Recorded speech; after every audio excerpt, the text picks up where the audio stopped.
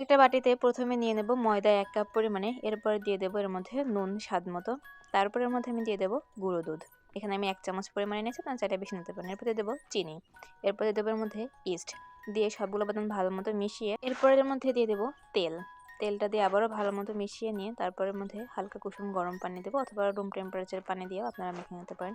আসসালামু আলাইকুম দর্শক, আপনারা সবাই কেমন আছেন? আটাটা মাখানো হয়ে গেলে আমি এটাকে রেস্টে রেখে দেবো। আমি ১ থেকে ১.৫ ঘন্টা পর্যন্ত রেস্টে রেখেছিলাম। আপনারা চাইলে বেশি সময় রাখতে পারেন। দেখতে পাচ্ছেন এটা খুব ভালো মতো ফুলে গেছে। আটা যখন ভালো মতো ফুলে যাবে তখন বুঝবেন ইস্টটা ভালো ছিল। এখন এটাকে আমি ফ্রাই বেলনের সাথে বেলে নেব। আজকে আমি আপনাদের শেয়ার করেছি নান রুটির রেসিপি। এরপর একটা বাটিতে নুন আর পানি আমি মিশিয়ে রেখেছিলাম। একটা সাইডে লাগিয়ে নেব। যে সাইডে নুন পানিটা লাগিয়ে নেব সেই সাইডটাই তাওয়ার উপর দিয়ে সেঁকে নেব।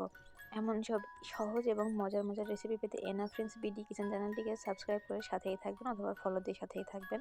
দেখতেই পাচ্ছেন রুটিটা কিন্তু খুব ভালো মতো ফুলে গেছে। রুটিটা ফুলে গেলে আমি তাওয়াটা উল্টিয়ে আগুনের উপর এটাকে একটু ফ্রিহিট করে নেব, তাহলে হয়ে যাবে গরম গরম মজাদার নান রুটির রেসিপি। এটা কষা মাংস অথবা চাপ মাংসের সাথে পরিবেশন করতে পারেন। দেখা হবে নতুন কোনো ভিডিওতে নতুন কোনো রেসিপি নিয়ে। সে পর্যন্ত সবাই ভালো থাকবেন, সুস্থ থাকবেন। আসসালামু আলাইকুম, আল্লাহ হাফেজ।